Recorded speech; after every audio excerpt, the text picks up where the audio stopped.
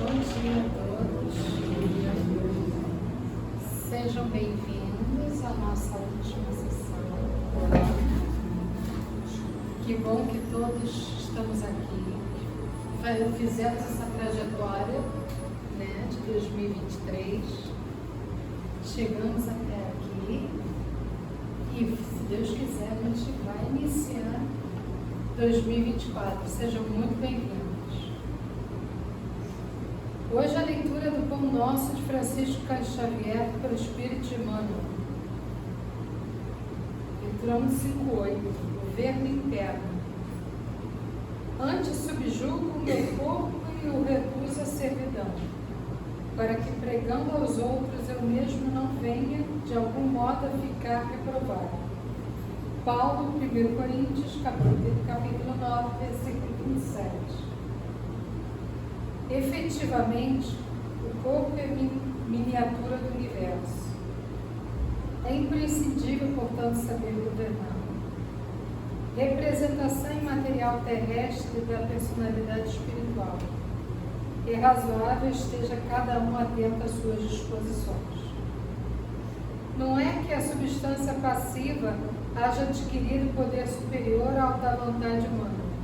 Todavia, é imperioso reconhecer que as tendências inferiores procuram subtrair-nos o poder do domínio. É indispensável esteja cada homem em dia com o governo de si mesmo. A vida interior, de alguma sorte, assemelha-se à vida de um Estado.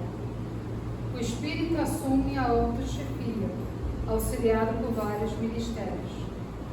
Quais os da reflexão, do conhecimento, da compreensão, do respeito e da ordem. As ideias diversas e simultâneas constituem pelos bons ou maus do parlamento íntimo. Existem no fundo de cada mente extensas potencialidades de progresso e sublimação, reclamando o trabalho. O governo supremo, que é o espírito, nos cosmos celular, redige leis benfeitoras, mas nem sempre mobiliza os órgãos fiscalizadores da própria vontade. E as zonas inferiores continuam em antiga desordens, não lhes importando os decretos renovadores que não hostilizam, mas nem executam. Em se verificando semelhante anomalia, passa o homem a ser um enigma vivo, quando não se converte no cego ou num acelerado. Quem espera a vida sã, sem autodisciplina, não se distancia muito do desequilíbrio ruinoso ou total. É necessário instalar o governo de nós mesmos em qualquer posição da vida. O problema fundamental é de vontade forte para conosco e de boa vontade para com nossos irmãos. Amado Mestre Jesus Cristo, São Francisco de Assis, que tenhamos hoje as palavras do irmão Sérgio, uma excelente palestra, e que ele venha, Senhor, a transmitir todos os seus ensinamentos, os prioritários para todos nós aqui, encarnados e desencarnados. Protegendo, Senhor, e que consigamos absorver cada vez mais os seus ensinamentos. Que assim seja.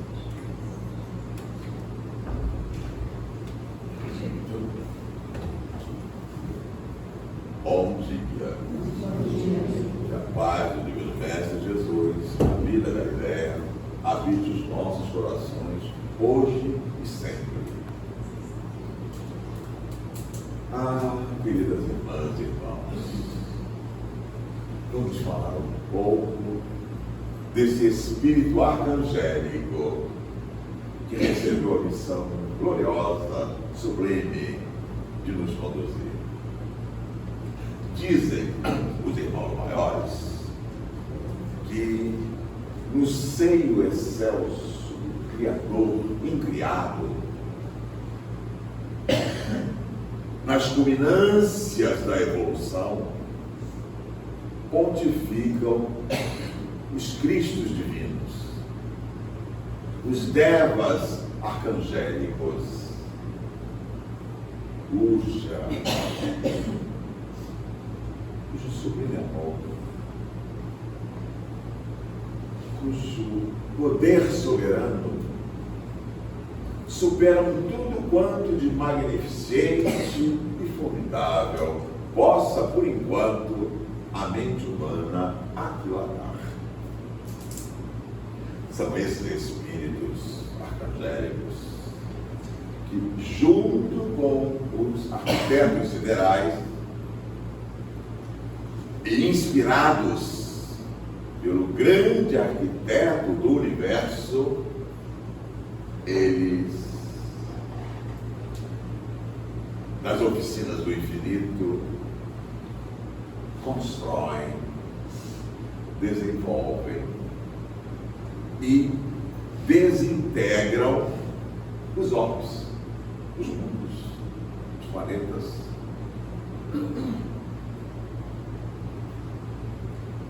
E ainda mais, eles dão as rotas desses orbes, fixando-lhes as leis fisioquímicas e leis biomatemáticas, gerindo os seus destinos e os destinos dos habitantes desses orbes, desses mundos.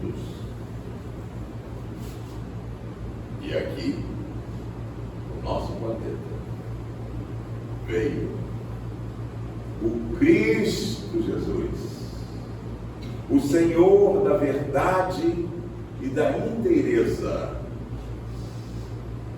que assumiu toda a morfologia e toda a biologia de um ser humano, de um homem.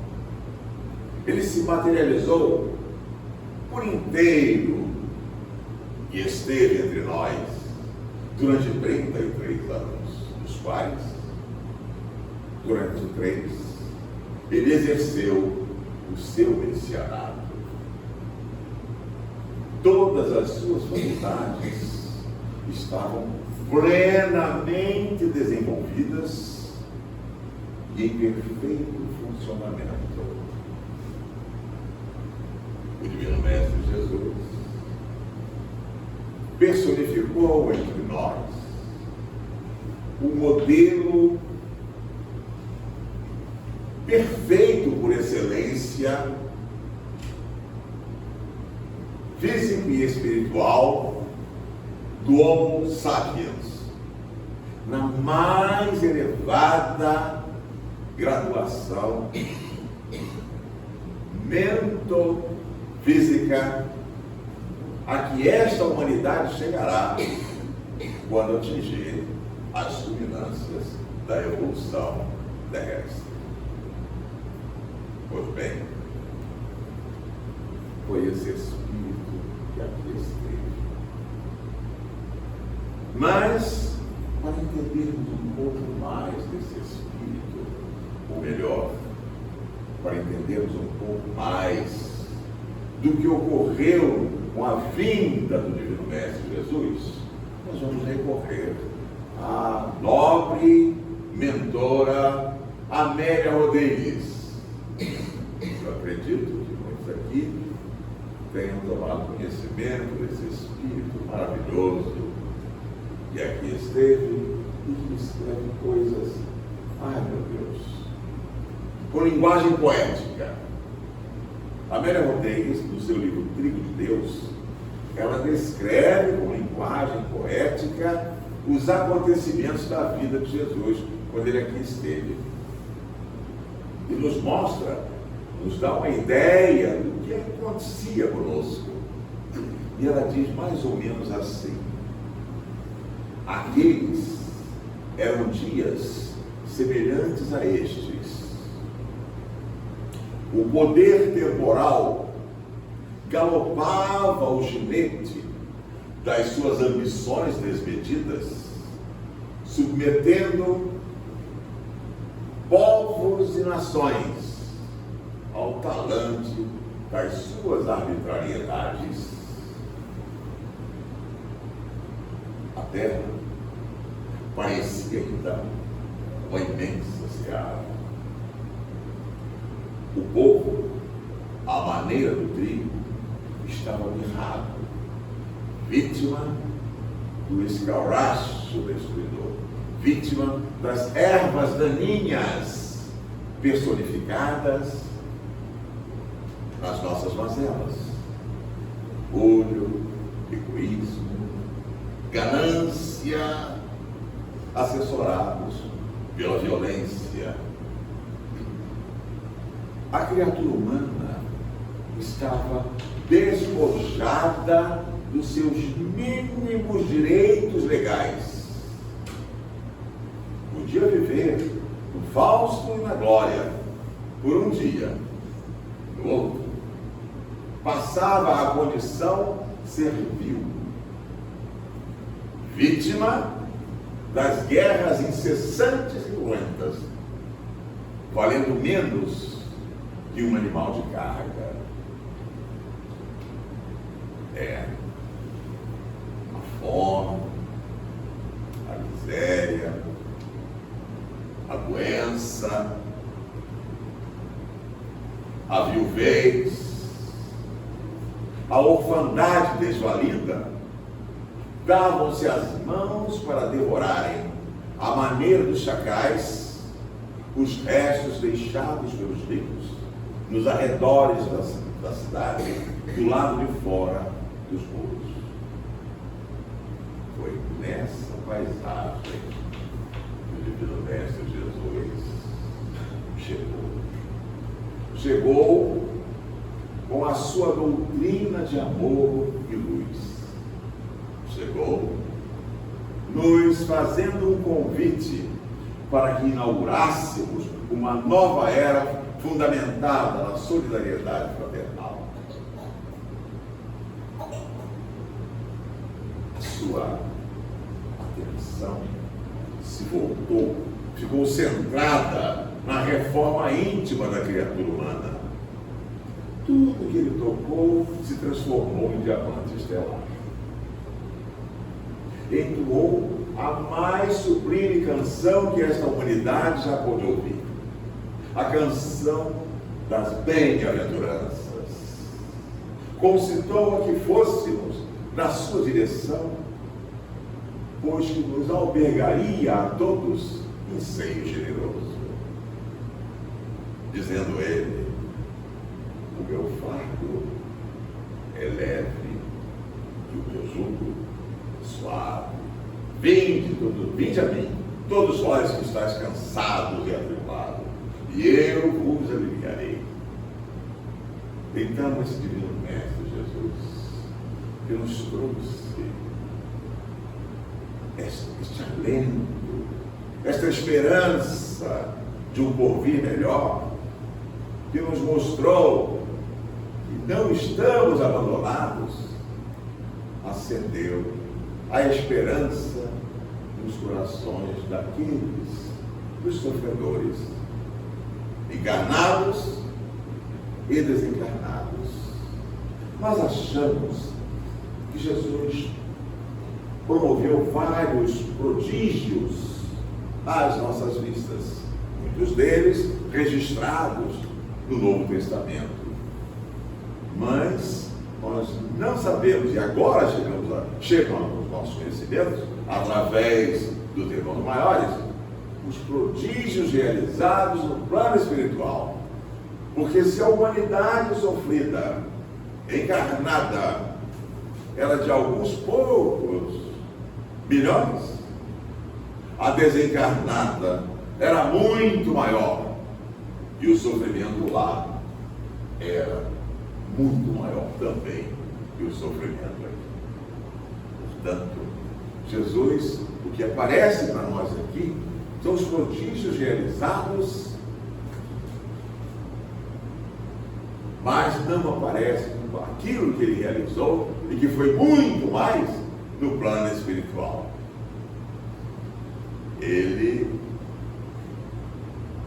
aparece para nós a partir do momento em que ele fez o anúncio, né, do reino de Deus.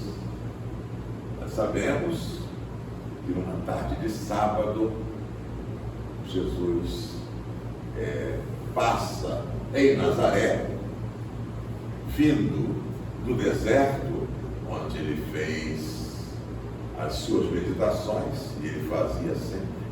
Ele vem, passa em Nazaré, em sua casa, coloca uma vestimenta de estamenha. Estamenha é um tecido que era comparado a chitão. Já ouviu falar desse tecido? Chitão.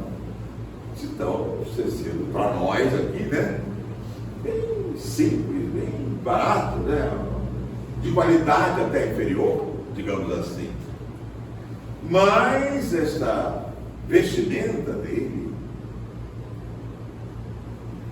de estamenha, brilhava tanto quanto o linho, porque tratado com muito amor, com muito carinho, por Maria de Nazaré. Então aquilo, sabe quando você faz as coisas com amor? Quando você faz um almoço, uma janta, um lanche com carinho, com amor, você coloca ali substâncias desconhecidas do plano material. E elas têm um valor muito maior. E assim é que Maria de Nazaré fazia. E assim foi que ela fez. Então ele põe aquela túnica de estamenha e vai para o templo de Nazaré. A sinagoga de Nazaré ficava situada assim, no alto de uma subidinha, de uma ladeira. No final da ladeira tinha um precipício, mas ela se situava ali. E Jesus sempre foi das coisas simples. Então o primeiro anúncio do advento do reino de Deus se deu numa sinagoga minúscula em Nazaré. Viu? Bem simplesinho como ele é. Então ele chega ali e passa por um aglomerado de irmãos judeus, né, que estavam ansiosos pela vida do Messias. Naquela época, eles só falavam isso: ele tem que vir para nos tirar do jogo dos romanos, aos quais eles deviam pesados impostos. E Jesus passou por eles, foi sentar lá no final, na última fila, exatamente como ele pedia que fizéssemos, não é isso? Quando estiveres numa reunião, não procure as primeiras cadeiras, porque pode ser que alguém mais importante que você chegue e você seja retirado ali, seja pedido que você se retire dali e vá mais para trás. No entanto, se você sentar lá atrás, pode ser que alguém te chame mais para frente. Com isso, ele não queria, não vamos chegar com os alternativos e dizer assim: então não vou sentar nunca na primeira cadeira, nunca na... Não. É que você não deva querer ser o melhor onde você estiver. Chegue com humildade, viu? Chegue quietinho, sem alarde, sem se evidenciar por essas coisas que só aqui mesmo, né, entre nós, sem humildade, que nós fazemos. Então procure ser o mais simples possível, o mais humilde possível. É nesse sentido que o Divino Mestre Jesus pediu que fizéssemos, tá bem? Para a gente não ficar preso às palavras, né? Pois bem, que a letra é morta, o que vivifica são as ações do bem, isso é que importa, não é mesmo? Então Jesus foi sentar-se lá atrás. Naquela época, dava-se a palavra às pessoas da assistência que quisessem falar alguma coisa. que tivessem, né, alguma coisa a dizer. E foi dada a palavra ao Divino Mestre Jesus. Ele então subiu ao púlpito, tomou da mão do assistente a Torá. A Torá é um dos 5 livros, daqueles livros do livro sagrado, né, dos judeus, né? Então ele pega na Torá, desenrola e abre em Isaías. Isaías, nós sabemos, foi um profeta, um dos que anunciou, vários anunciaram, né? Um dos que anunciou a vinda do Messias. E ele abre exatamente ali. Quando ele abre, ele diz assim, ele lê Isaías: o Espírito do Senhor está sobre mim, pelo que me ungiu para que eu oferecesse um ano aceitável ao Senhor, para que eu restituísse a vista aos cegos, para que eu levasse a boa nova aos pobres. Dito isso, as pessoas, foi um silêncio que aconteceu ali. Sabe aquele silêncio que se fala assim, silêncio sepulcral, né?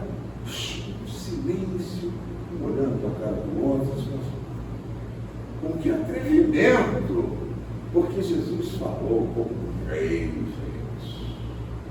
A maneira majestosa de Jesus, naquele púlpito, não passou desapercebido daqueles velhos barbudos.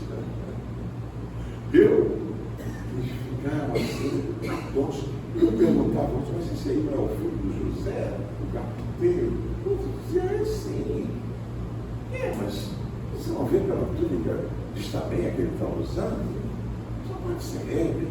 Sabe aquele murmúrio que eles estão usando? E o outro disse assim, túnica de estamento, mas é nenhuma, porque brilha mais do que o puro linho. Sabe aquela coisa dele? Brilha mais do que o puro linho. Mas isso aí são artes pictóricas, artes de Beelzebub, só pode ser.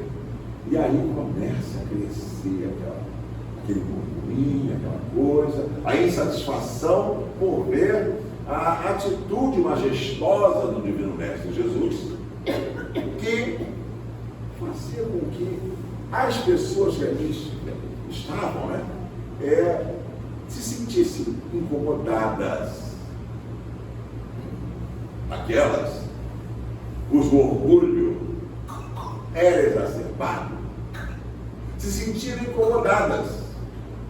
Mas aquelas que tinham trabalhado em si, né, um pouco da humildade, começaram a entender e a perceber, né, que estavam diante de um rei, de alguma coisa muito maior do que eles conheciam até então. Então, é o seguinte, aonde Jesus chegava, ninguém ficava ou amava e ia ao seu encontro, ou na mesma hora queria se afastar, já odiando, porque era a luz, e a luz espanca e espanta as trevas e as ervas daninhas personificadas nas nossas mazelas é que trazem essas escuridões. Sabe, todas as vezes que nós pensamos, hein? Jesus disse, vós pecais até pelo pensamento. Todas as vezes que nós pensamos em algo inferiorizado, se imediatamente nós não lutarmos contra aquilo, Senhor, desculpa, perdão, não quero. Para você se desfazer desta onda que está vindo para você. Isso não é seu, então devolva. Procure elevar o seu pensamento. Procure melhorar a sua frequência vibratória para que você possa estar envolvido por bons frutos. Porque se assim você não proceder, Diz André Luiz que a cada indisciplina que você cometa, isso, mau pensamento, é indisciplina. O que é o mau pensamento? Eu estou com raiva daquela fulana que falou isso assim, assim. Isso é um mau pensamento. Eu não gosto de fulano porque você está enviando. Você pensa que não?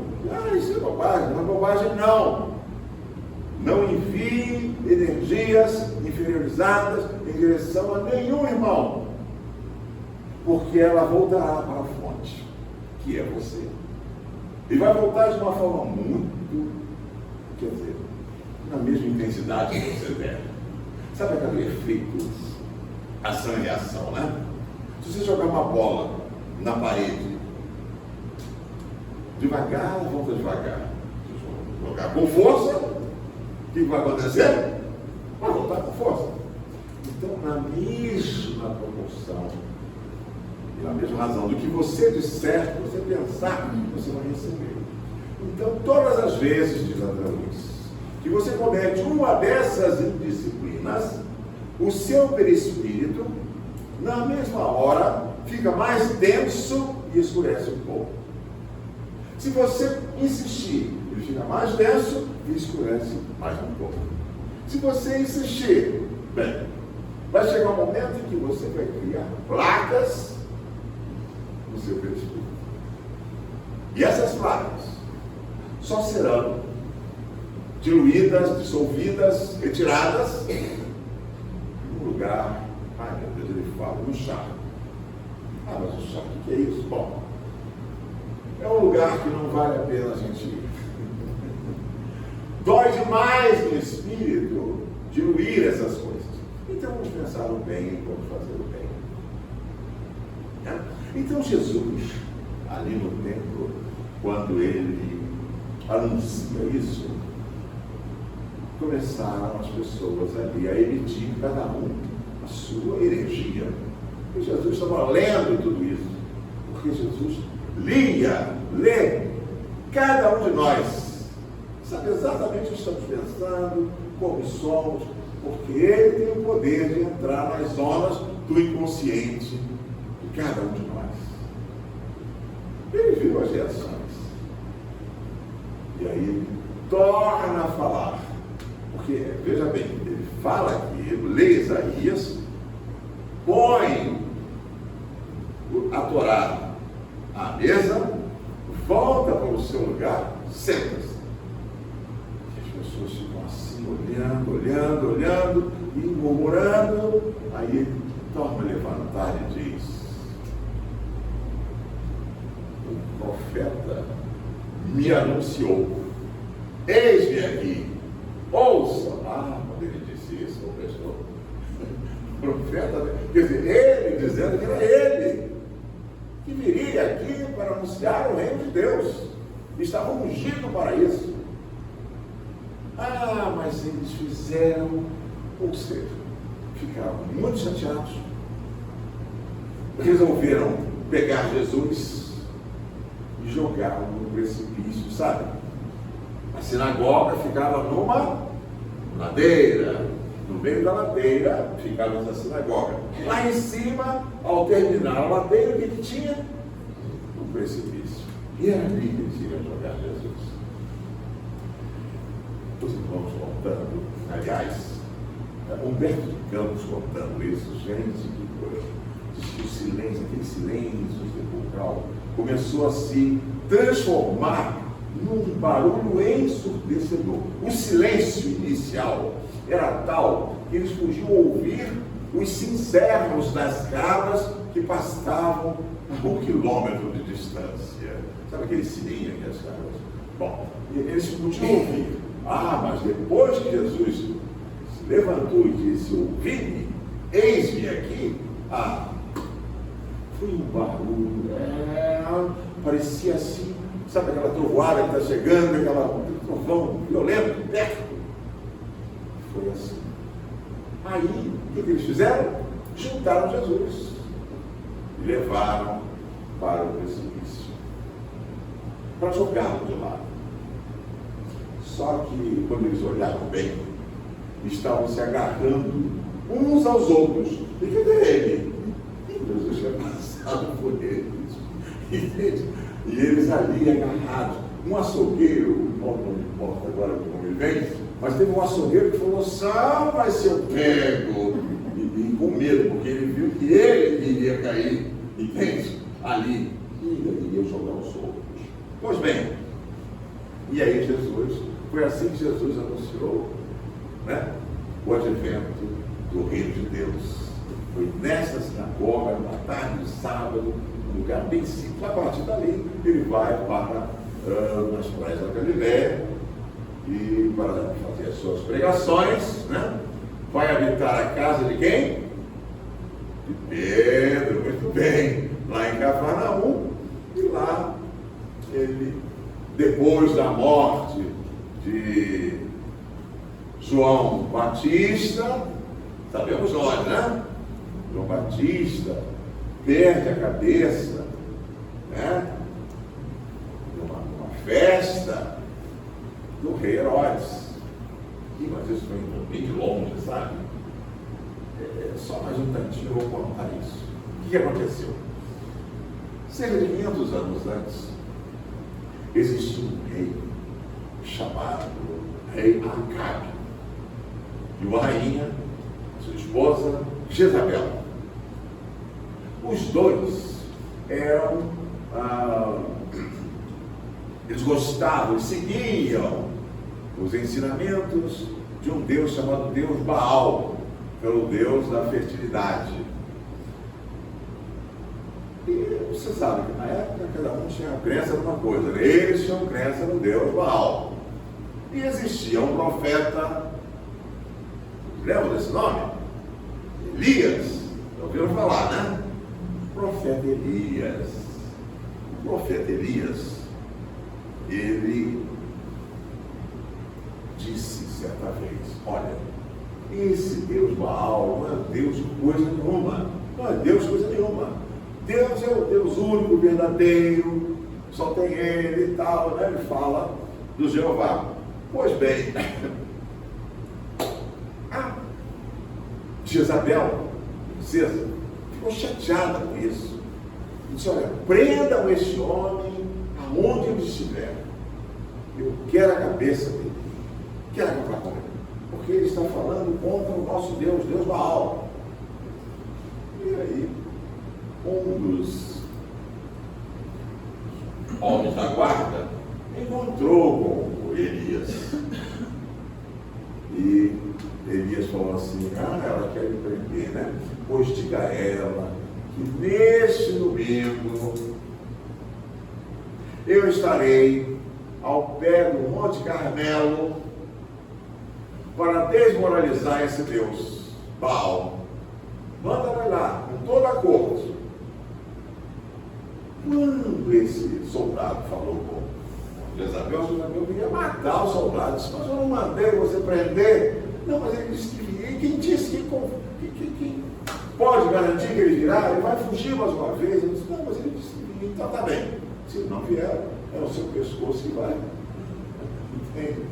E aí, mas ele estava lá, sim. E começa então o ritual. Olha, Elias, olha, convoquem aí o vosso Deus para queimar este cordeiro que está aqui. Se ele tiver poder, ele vai queimar esse cordeiro que está aqui nessa palha e vai ser que será oferecido em holocausto. Mas se ele não tiver esse poder, bom, aí eles começaram a cantando, o sol já ia alto. Elias disse: mas e esse Deus de vocês que não faz isso? Bom, deixa eu contar aqui para vocês uma coisa. Elias, ele era um médium de efeitos físicos. Sabe o que é isso, né? O médium doador de uma energia chamada ectoplasma, fluido, sabe? Fluido ectoplasma. E ele, além disso, ele era vidente e audiente. Ele via o plano espiritual e ouvia o plano espiritual. Então ele não estava ali sozinho. Ele estava fazendo aquilo sob ordem de irmãos maiores.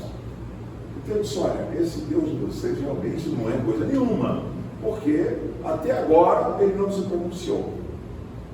Agora fiquem em silêncio que eu vou evocar o verdadeiro Deus. E aí ele faz uma prece. Tudo isso, o plano espiritual estava ali para auxiliá-lo. Aí eles enviaram, através desse efeito físico, uma bola de fogo que foi queimar aquela palha. O povo, sabe do povo, é aquela coisa da crença, né? Se realmente esse é o verdadeiro Deus. Aí Elias cometeu o seu pequeno pecado. Cortem as cabeças dos profetas do Deus Baal. Então o povo pegaram fogo lá e cortaram as cabeças do profeta do Deus Baal. Pois bem, Jezabel não foi interessante. Nesse dia, por um motivo qualquer, ela não foi lá. Quando ela soube que os seus profetas haviam sido degolados, ela gerou vingança. Ela disse, onde eu encontrar este homem, eu vou matá-lo, cortar o pescoço dele. Mas Elias não ficou ali, né? Dali ele foi embora, depois daquilo. E Jezabel não mais viu Elias naquela encarnação. Cerca de 500 anos depois, nasce Herodíades, nasce Herodes. Bom, quem é Herodes? Herodes Antipa, não o primeiro, quando Jesus nasceu, era o Herodes, quando Jesus desencarna. Nasce Herodes, que é o rei Agabe. Sabe a reencarnação? Nasce Jezabel, quer dizer, Herodíades, né? Que era Jezabel. E os dois reis novamente se casam, aquela coisa, né? E quem é Elias? Quem é que veio com Elias? Ah, vocês sabem, João Batista, fez João Batista, que era a reencarnação de Elias. É o tal que Jesus chegou a falar para os seus discípulos, né? Ah, Elias já veio e não foi reconhecido pelos seus. Ele estava falando de que o João Batista era a reencarnação de Elias. Pois bem, João Batista, então, pregando às margens do Rio Jordão, era assim que ele pregava, né? Ali, pregando às margens do Rio Jordão. Ele que havia saído de casa, filho de Zacarias, que era sacerdote, né? E Isabel, que era prima de Maria, de Nazaré. Olha que coisa, né? Então, ele, aí, o nosso irmão, João Batista pregando, vê quando uma caravana se aproxima. Era a caravana que transportava a Herodíades e o seu marido, Herodes. E ela olha para aquela multidão e diz, escuta, Herodes, essa multidão aí, eles estão vendo quem é? Quem é que está falando aí? Aí o chefe da guarda, que estava a cavalo do lado da carruagem dela, disse, olha, esse aí é mais um desses profetas que fica. Ela disse, não é mais um desses profetas, porque aqui tem uma multidão, eu quero ver esse profeta. Bom, lá foi a caravana para aquele lugar. Quando Elias se depara com ela, quer dizer, eu falei Elias, mas eu pois é, que confundi, né? Quando João Batista olha para ela, ele fala uma verdade que todos sabiam, mas ninguém falava. Eu vou contar aqui, eu vou falar espiritual. Desculpa.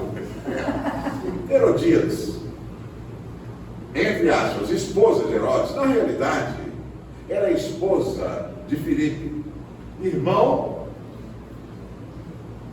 de Herodes, que era uma tetrarquia, né?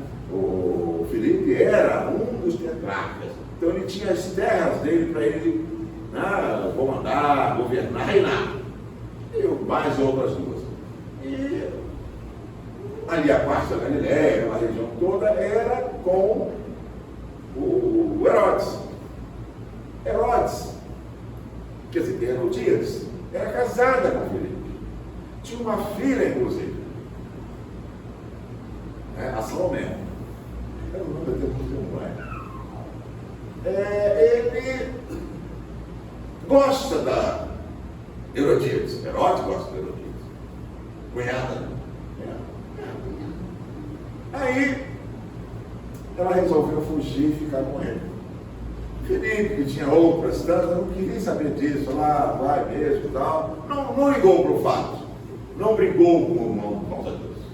Então todo mundo sabia que Herodíades era, na realidade, não era esposa de Herodes. E sim, esposa do irmão de Herodes, que ficou com ele.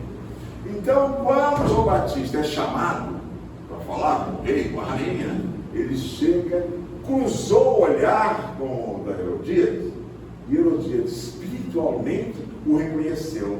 Como? Bom, vamos ver o que acontece com ele.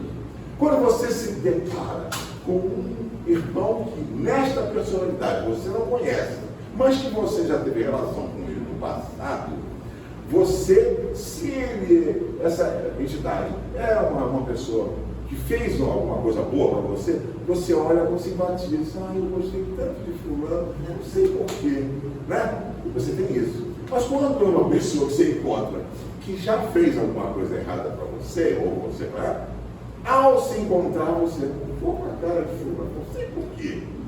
Isso são energias, são reconhecimentos energéticos, coisas do passado.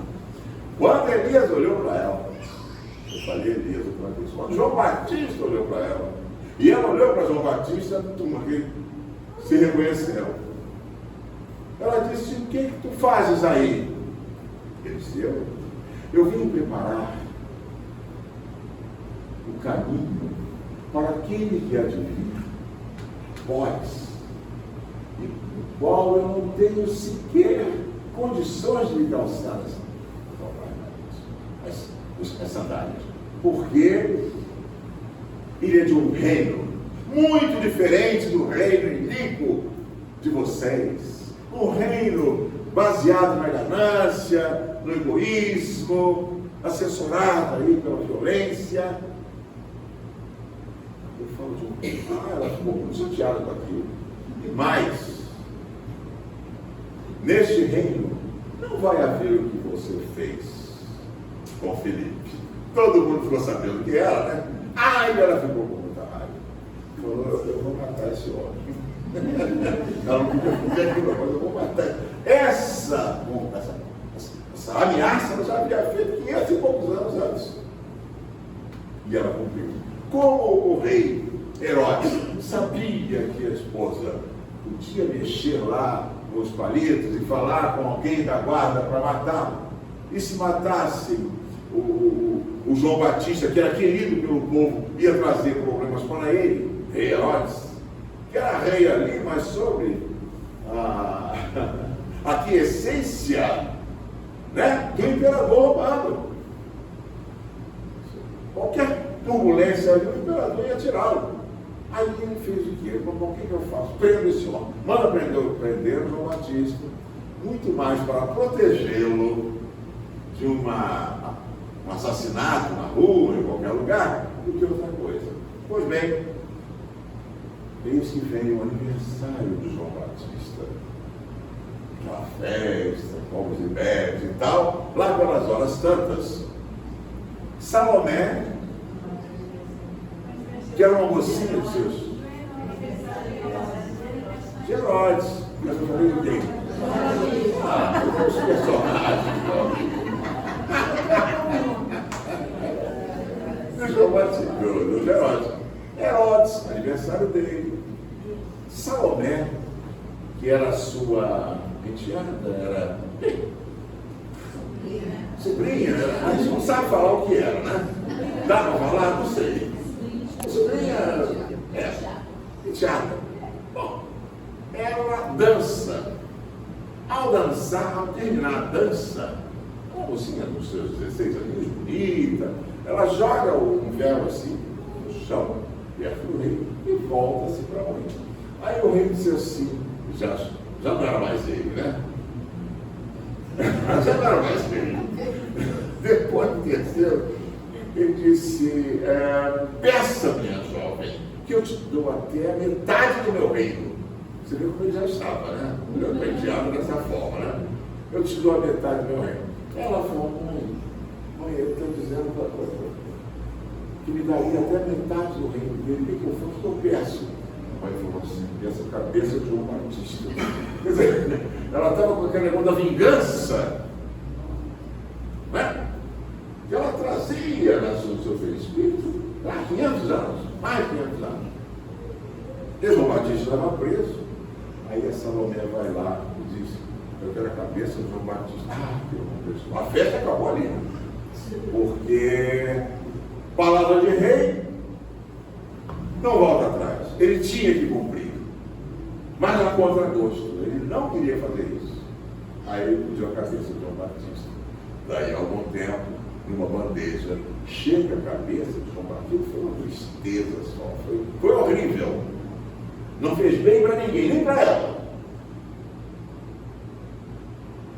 Veja, anos depois, muitos anos depois, mais precisamente em outubro de 1793, Maria Antonieta, que era Jezabel, que era Herodias, e veio, já era Maria Antonieta. O rei Acabe, né? Que vem, Herodes, vem, já era Luís XVI. Ele perde a cabeça em janeiro, né? Na guilhotina. E a guilhotinada naquele mesmo ano em outubro. E quem estava ali amparando Maria Antonieta espiritualmente? Elias, João Batista. Porque João Batista, quando perde a cabeça naquela festa, ele abre as vistas espirituais e ele está no colo de sua mãezinha Isabel, que já havia precedido na viagem que todos faremos, ela já estava lá. Ele abre as vistas e na mesma hora ele percebe que teve um erro. Mãe, onde foi que eu errei? Ela disse, filho, tu erraste ao dizeres a Herodias que a justiça de Deus ia bater a sua porta. Teria que dizer, a misericórdia de Deus vai bater a tua porta. Quer dizer, o erro dele foi o erro de palavras, né? O meu erro é grosseiro, entende? Mas o erro dele, meu Deus, por isso ele estava em pecado. Você vem, trocou a palavra. Porque quando você pede a justiça, ela não tem nada contra ele, não. Entrega a Deus. Quando você manda entregar a Deus, você tem que ter o mal do outro, né? Tem que Deus castigue, não você, mas que Deus castigue. Aí, naquele momento, que ele ia para pagos superiores, ele pede ao Divino Mestre Jesus, Senhor, permita que eu esteja do lado de Herodias, quando ela tiver que passar pela sua prova maior. E a prova maior foi exatamente quando ela foi guilhotinada. Eis porque ela, no julgamento, ela já estava com uma atitude de altivez, assim, entende? Não estava, eu vou morrer, não. Porque ela estava parada por João Batista, espiritualmente. Quando ela passa na carroça, de carruagem, foi quando ela, aos 15 anos, atravessa a França, vindo da Áustria, né, para casar com os 16. Ela foi uma carruagem linda. Pois quando ela vai para o patíbulo, quando ela vai para ser guilhotinada, ela vai para uma carroça suja. E ela mesma, toda suja, porque para desmoralizá-la, ela não tomava banho, ela não se tocava. Você sabe como é que fica uma pessoa assim, num lugar, numa masmorra, né? Como é que fica? Ela estava toda assim. Mas ela estava amparada. Cortaram-lhe a cabeça, mas... Você vê como é que a coisa funciona? Isto acontece. Eu que é isso? Porque eu falei do Divino Mestre Jesus, né? E lá na sinagoga havia anunciado, né, o advento do reino de Deus. E a partir dali, como eu faço muitas digressões, é isso, sabe? A direção é isso. Você está numa direção, de repente, mas isso aqui todo mundo você se perde por um lado. Foi exatamente o que aconteceu nesse momento. E ele não está aqui, né? E ele não está aqui, na minha amiga Areguê, de muitos anos, mãe da Márcia, né? Vocês souberam, né? Pois é, meus irmãos, mas Jesus anuncia o reino de Deus, vai para Cafarnaum, e lá ele começa a realizar prodígios. E começa, né, ele faz curas de pessoas, de cegos, né, pessoas estropiadas. Essa não vai dar para contar. Pena, sabe? Porque tem um cidadão chamado Eliú Bar Josia. Estão ouvindo falar, né? Nós estamos ouvindo tudo bem, estamos ouvindo agora. Eliú Bar Josia era um saduceu porque ele professava e gostava de uma religião fundada por sacerdotes, cerca de 250 anos antes de Cristo. Os saduceus, eles não gostavam, quer dizer, eles acreditavam em Deus, acreditavam na vida, mas não acreditavam na vida após a morte do povo. Isso eles não aceitavam. E Eliú Bar Josia, que era um saduceu convicto e polemista, quando ele ouviu falar que havia chegado à cidade um profeta, um poderoso profeta nazareno, realizando prodígio e anunciando o advento do reino de Deus, ele falou: não, mais um para estragar o meu povo, não, eu vou cortar o mal pela raiz, eu vou em busca. Meu Deus, ele quis caçar Jesus. Olha que atrevimento. Se eu for atrás desse profeta que vai querer trazer coisas erradas para a minha cidade, e ele encontra Jesus, ele encontra Jesus sentado num banco tosco, né, embaixo de um sicômoro, próximo à praia, em frente à casa de Pedro, que morava ali, em Cafarnaum. E ele tinha um semicírculo de pessoas assim, né, sentadinhas, ouvindo as blandícias dos céus, contadas por Jesus. Quando Eliú chega, ele e mais dois saduceus como ele, né? Eles chegam, passando por meio das pessoas, se afastavam, porque a vestimenta dele, né? A vestimenta assim, de uma pessoa poderosa, rica, cheia de ouro, isso, aquilo. Eles chamam esse homem poderoso, naquela época tinha muito disso, até hoje, né? Mas, então elas se afastam, então ele passa, quando eles chegam próximo de Jesus, antes deles, chega uma mulher com uma criança ao colo. Uma criança com feridas purulentas. Lepra, vamos aqui usar o termo da época, porque hoje é hanseníase, né? Mas naquela época era lepra mesmo. E eles aquilo minavam a água assim, fétida, sabe? E as pessoas virando o rosto. E ela sabia que iria perder o filho, e aquilo não tinha cura. Mas ela acredita na verdade que Jesus é o Senhor da verdade da inteireza. E se você tem um pouquinho só de humildade, ao olhar para ele, você já se entrega completamente. Foi o que aconteceu com ela. Ela queria que alguém salvasse o filho. E quando ela viu Jesus, ele pode fazer isso. Então ela chega perto de Jesus, cura o meu filhinho. Jesus a envolve com um olhar de ternura, pega a criança com muito carinho naqueles braços de amor e luz, e olhando para a mulher diz: mulher, as noites de angústias que tem passado e o volume de lágrimas que tem derramado, somente de meu pai eu conheci. E essas lágrimas, este sofrimento, se prendem ao teu passado delituoso. Mas A misericórdia do Pai te alcançou. Este é o teu ano jubilar. E devolve a criança com pele aveludada. Curada. Jesus curou falando com ela. E entrega de volta. Ela não sabia se beijava a criança, ela apertava, beijava, se beijava as mãos de Jesus. Sabe a loucura? A linha é muito tênue entre a loucura e a sanidade. Você pode ficar louco de repente, por uma perda que você não está preparado, enlouquece por alguns instantes. Tem pessoas que enlouquecem por muito menos.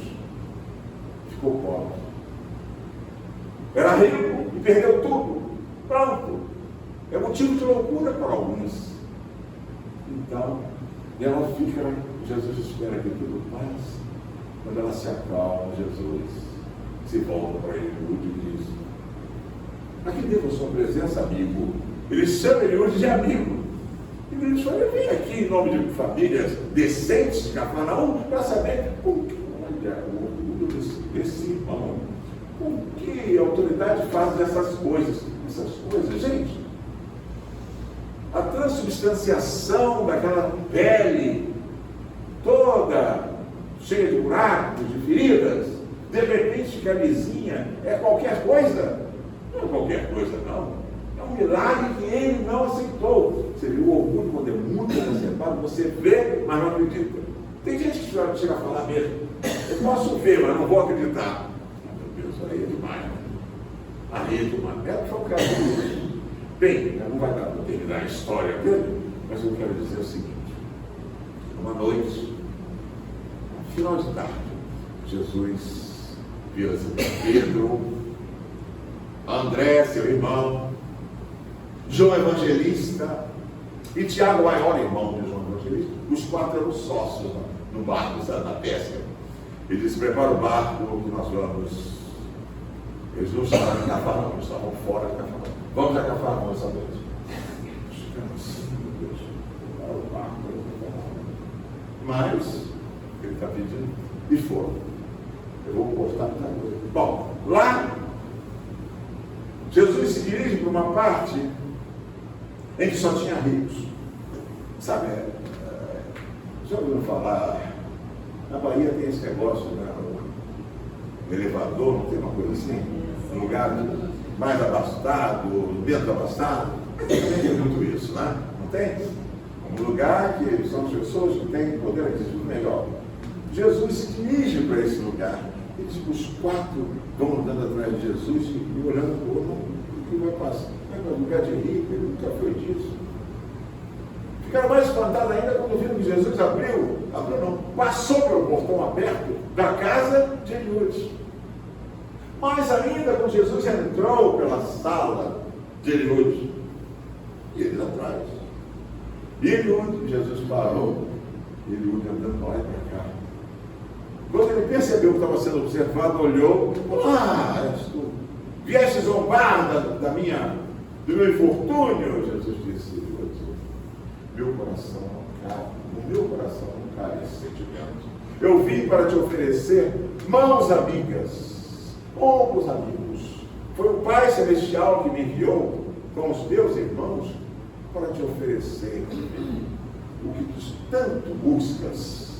Primeiro, como está Rebeca? Rebeca, esposa de Eliúde Josias. Rebeca estava no quarto, né, toda cheia de ferida, e já estava quase para ir. Ela estava no quarto. Olha, até o Eliasar, nosso filho, para que nós trabalhamos tanto, fizemos tudo por ele. Ele, esta tarde, pegou o resto da criadagem e foi, passou lá na justiça para pedir o que era dele, como se eu não fosse dar. Tudo que é meu é dele. Mas agora eu vou fazer assim. Eu vou entregar a parte dele, vou ficar com uma parte. Agora eu não tenho sequer como carregar Rebeca, porque ele recebeu um mandado, um escrito das autoridades, para enviar Rebeca para o Vale dos Réprobos, aonde os cancerianos tinham que ficar. separado da família. Ele disse, só me resta um caminho, me matar. Ele queria se matar. E Jesus disse, meu Deus, creia no Pai. Viemos aqui para te ajudar. E aí vai até o povo, senta-se ao lado, senta-se na cama, ao lado de Rebeca. A Rebeca olha para eles. Você não é aquele Jesus que fala e que já curou a filha de não sei o que, ele disse, aqui é seu papel. Cura do Senhor. Aí Jesus curou, eu estou passando, Jesus curou, e aquilo foi uma loucura. Eles ficaram loucos naquela hora. O Eliúde, que era inimigo de Jesus, entre aspas, abraçava Jesus, abraçava a Rebeca, dançava com a Rebeca. E Jesus, naquela madrugada, passou o resto da madrugada falando das coisas bonitas. E ele se converte, e ele acaba de... Quando ele morre, aliás, ele transforma a casa no albergue, num lugar que recebe todos os necessitados. E depois, os amigos dele, entre aspas, o matam, porque ele quis seguir Jesus. Ele morre em nome de Jesus. Então, meus irmãos, este Jesus, eu vou passar um negócio aqui. Esse Jesus casa do Pai, isso aí vocês sabem, sistema solar, não vou ficar falando essas coisas não. É tudo mesmo. Esse quadro não queremos mais ver, hein, gente? Estamos inaugurando uma nova era fundamentada na solidariedade fraternal. Viu essas coisas assim? Não queremos mais. Vamos ajudar aqueles que necessitam. A vida de Jesus, essas coisas, né? Eu vou fazer uma perguntinha para vocês. A manjedoura. Onde e quando nasceu Jesus? Se você perguntar a Paulo de Tarso, sabe o que ele vai dizer? Olha lá, sabe? Eu conheci Jesus às portas de Damasco, quando em sua glória me disse, Saulo, Saulo, por que me persegues? Foi ali que ele viu nascer Jesus para ele. Mas se você perguntar a Madalena, ela vai dizer assim, eu conheci Jesus em Betânia, quando sua voz ungida de pureza e santidade despertou em mim a sensação de uma vida nova, com a qual até então jamais sonhara. Mas se você perguntar a Pedro vai dizer, eu conheci Jesus no átrio do Paço de Pilatos, no momento em que o galo, cantando pela terceira vez, acordou minha consciência para a verdadeira vida. Essas coisas que vocês conhecem, então não vou contar, né?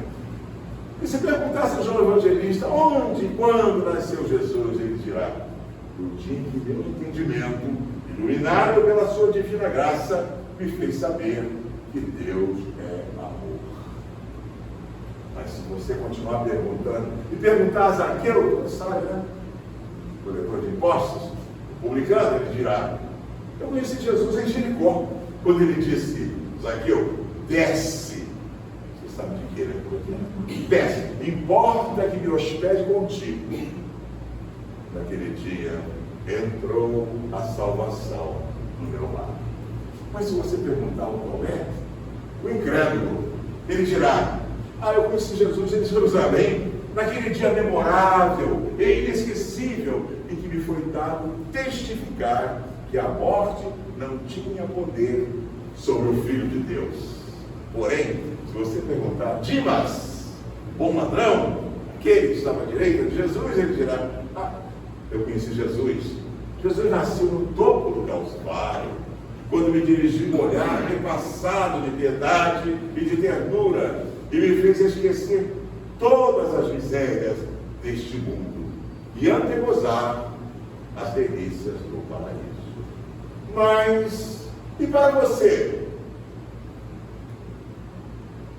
Quando e onde nasceu Jesus? Que a paz do Divino Mestre habite os nossos corações hoje e sempre. Paz e luz.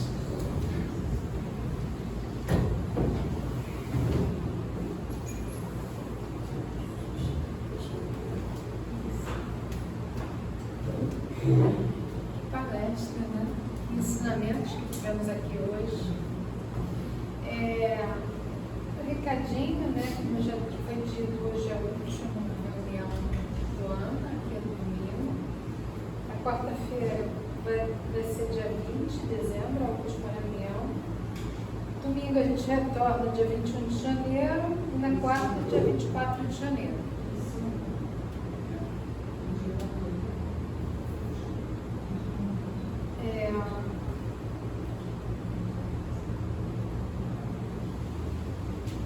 Passamos por mais um ano, né, juntos aqui, 2023, graças a Deus, juntos, tivemos percalços, tivemos coisas boas.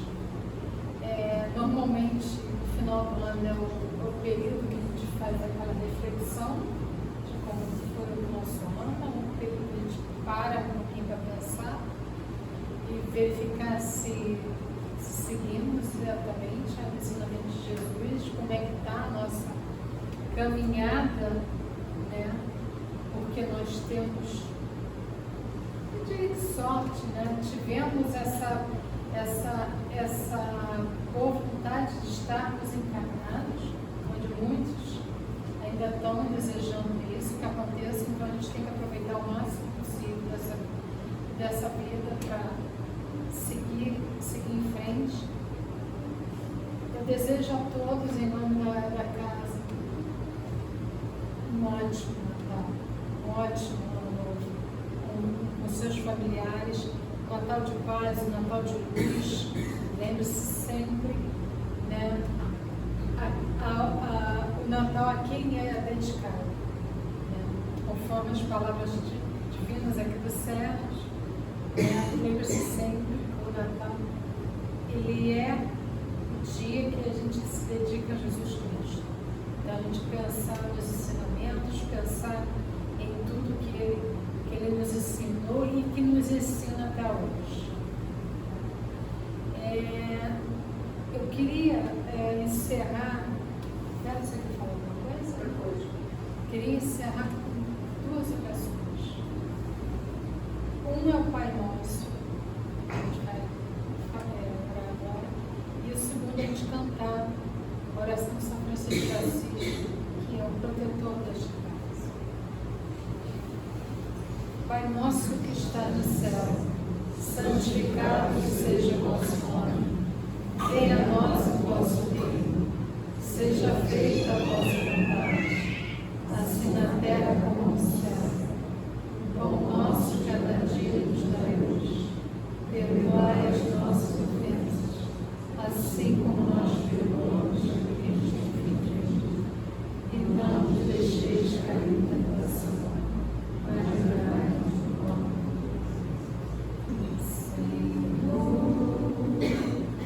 Fazei-me instrumento de vossa paz, onde houver ódio, que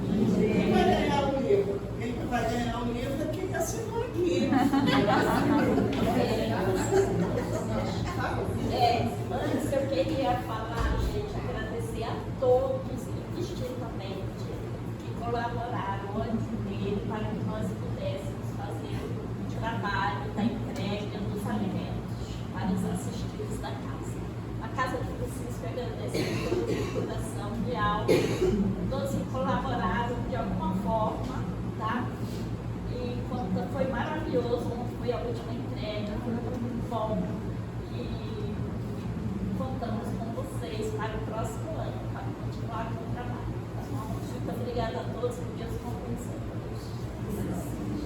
Bom, gente, olha só, dou mais uns avisinhos que a gente não teve muito. Há muitos anos, já quando a gente já vinha da outra casa, nós sempre fizemos dia 24, às 18 horas, antes da presencial. Né? E depois, com a pandemia, nós passamos a fazer online. Né, Cicélia? A prece de Natal. 24 às 18 horas. Então, aqueles que estão cadastrados lá no Recado e Sespa, vai receber o link, tá? Aqueles que puderem participar, tá? A prece de Natal, ok? O dia de quarta-feira, às 20 horas, nós fazemos o culto do Evangelho lá, online. Esse permanece. Permanece porque a gente está vendo aí a situação e precisamos nos unir para estarmos pedindo uns pelos outros, né? Quem não assinou, só porque você está fora. Você é da casa. Fernanda, não é assim que a gente trata? Fernanda, Caio. Carlos, tudo bem? Os companheiros de muitos anos, o nosso irmão, Natalia, Cecília. A Cecília lá, ó. Cecília faz parte, né? Quem mais? Quem mais?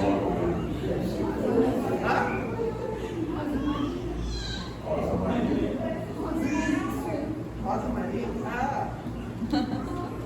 Irene, né? Tá, então a Irene entra a Ana, né? Irene, Capité, Ana.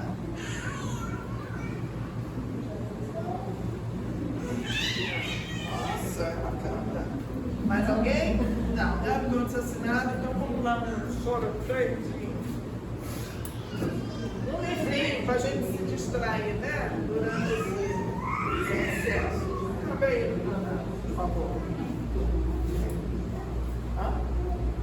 Márcia, não, Márcia? Tá bem. 1,50, vai. 21.